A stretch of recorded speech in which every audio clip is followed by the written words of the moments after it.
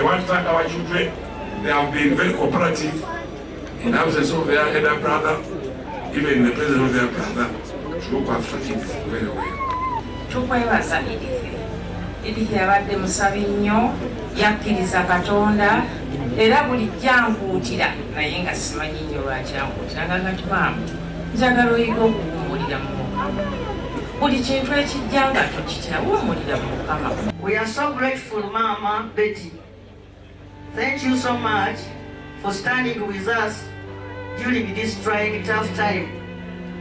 May God bless you abundantly. Nali simanyi tifuna message ya Edith esembayo. Justice must be firm, yes. But it must also be kind. It must be humane. It must recognize the dignity of every human being.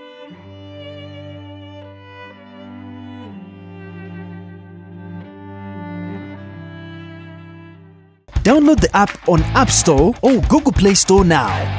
Vision Digital Experience, the future of media.